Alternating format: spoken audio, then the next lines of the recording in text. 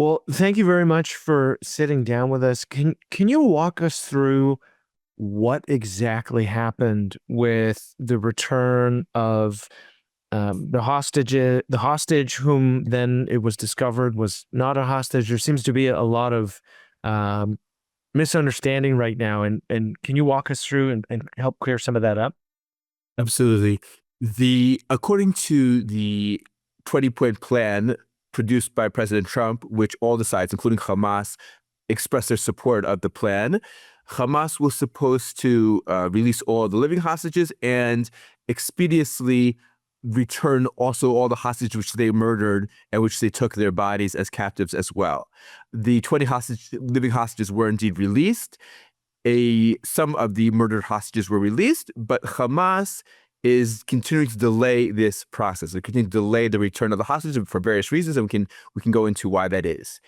And due to the American pressure, Israeli pressure, American pressure on some of Hamas's backers like Qatar and Turkey, Hamas was looking to show that it was indeed returning some of the bodies. And essentially what it did was this facade where it removed a body from a building, obviously where they knew where it was, buried it in the ground, then filmed themselves uncovering the body, returning it over to the International Committee of the Red Cross.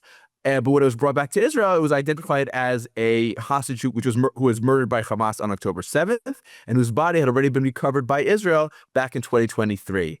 So it was another one, but this is not the first time this has happened. Hamas has returned bodies of Gazans, which they claim to be hostages, and that's repeated itself. And it's part of this, delaying tactic that Hamas is trying to do. On the one hand, to show that it's acting in line with its commitments. On the other hand, to stretch out this period between called stage 1 and stage 2 of the peace plan for as long as possible. And forgive me, this may be a somewhat gruesome question to answer, but when you say they returned the body of a hostage who had already been returned, are we talking about body parts? Precisely. To my understanding, I don't know all of the physical details, but most of this hostage's body had been recovered back in 2023 to the point where they were able to positively identify them and also positively identify that the hostage was indeed murdered. And now this is other remains of the same hostage. And in your view, what's the strategic advantage or the viewpoint from Hamas here on trying to delay stage 1 as long as possible? So two things. One is in stage 2, they are supposed to disarm, right? The very first point in the 20-point plan is Gaza will be a de-radicalized, terror-free entity. In stage 1, that doesn't happen until stage 2. Now, their goal is to basically reassert their control violently over the parts of Gaza that they control, to eliminate their enemies, to demonstrate to the population that anybody who dares speak out against them will be immediately beaten or murdered. And in some ways, because stage 2, and also to demonstrate to the international community, to Arab and Muslim countries, that you really don't want to send your soldiers here to try to disarm us because it's not going to end well for them.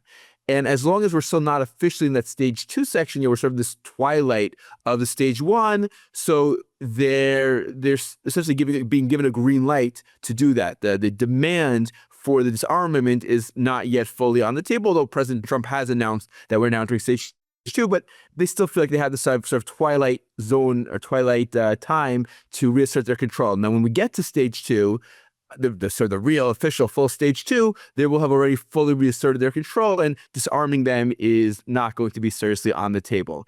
Secondly, their argument has been is that there are hostages that we can't find. We need bulldozers. We need heavy equipment to find them. Who's going to supply that?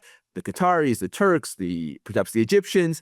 From Hamas's perspective, this is great because once you have that heavy equipment in the strip, they can use that to search for hostages, for us to begin rebuilding their terror tunnels and their terror infrastructure. So they want as much of that heavy equipment to come into the strip, presumably to help them look for hostages, but in reality, to also serve their terror ends.